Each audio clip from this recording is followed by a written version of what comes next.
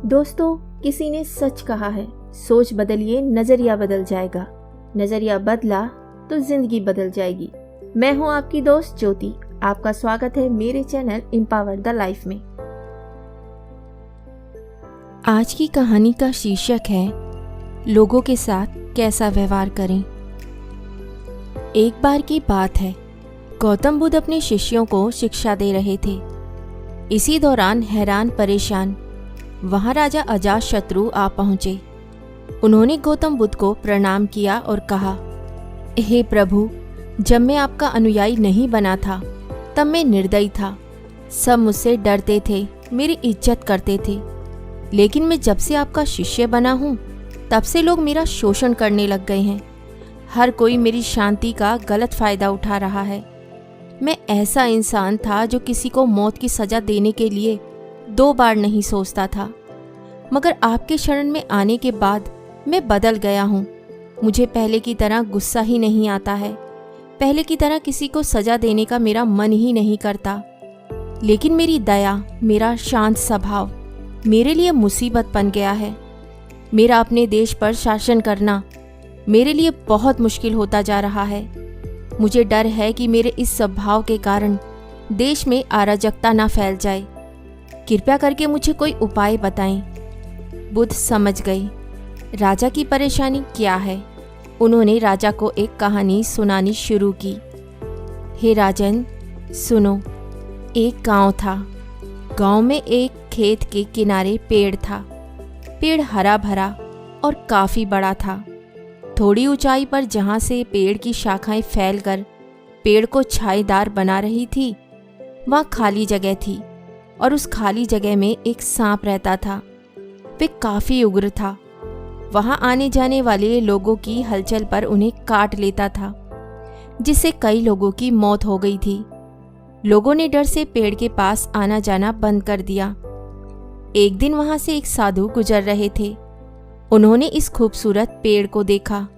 उन्होंने सोचा, क्यों ना आगे बढ़ने से पहले इसकी छाया में ध्यान लगाया जाए।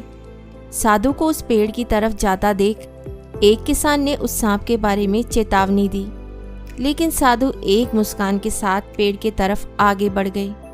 साधु जैसे ही पेड़ के नीचे ध्यान लगाने बैठे, वैसे ही सांप गुस्से से फुंकारते हुए उस छेद से बाहर आ गया। सांप बिल्कुल काटने के लिए तैयार था।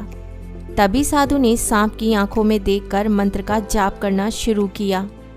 मंत्र के जाप से सांप में बात करने की शक्ति आ गई। सांप ने कहा, यहाँ आने की किसी की हिम्मत नहीं होती।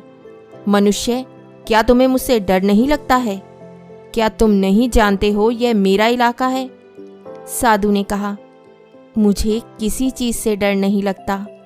इसमें डरने वाली क्या बात है? मैं मौत से नहीं डरता, मैं जीने की इच्छा भी नहीं रखता। फिर भला मुझे तुमसे क्यों डरना चाहिए? बल्कि तुम जरूर डरते हो, इसलिए तुम लोगों को काटते हो। तुम्हें डर है लोग तुम्हें मार देंगे।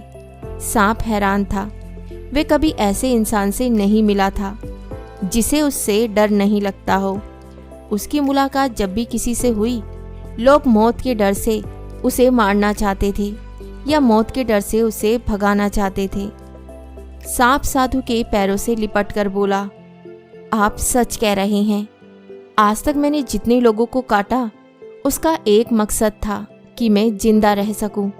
साधु ने करुणा भाव से कहा, तुम सच बोल रहे हो मेरे दोस्त, लेकिन यह मत भूलो कि एक दिन जीवन खत्म हो जाएगा। जिसे एक दिन नष्ट ही हो जाना है, उसके लिए किसी की जान लेना उचित नहीं। साधु की बातों का सांप के ऊपर बहुत प्रभाव पड़ा। उसने तय किया कि वह अब किसी को नहीं काटेगा। लेकिन जब सांप ने लोगों को काटना बंद कर दिया, तब इसका परिणाम उल्टा ही निकला।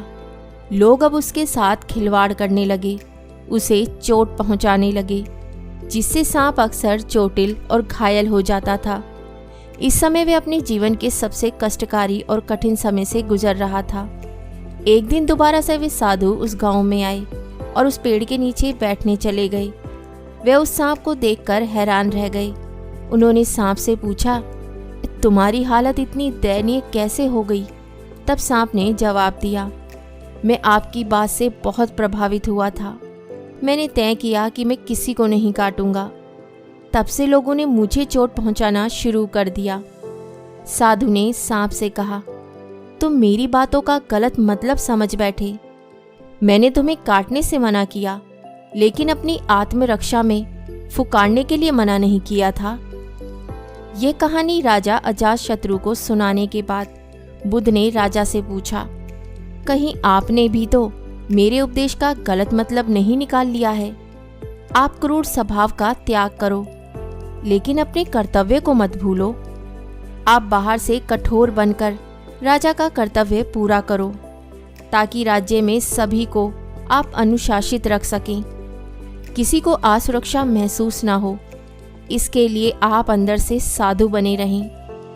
तो दोस्तों, इस कहानी से हमें यह सीख मिलती है कि आप अच्छे बनो, लेकिन किसी को अपनी अच्छाई का फायदा मत उठाने दो। उम्मीद करती हूँ आपको कहानी पसंद आई होगी। तो बहुत जल्द मिलती हूँ एक कहानी और नई सोच के साथ।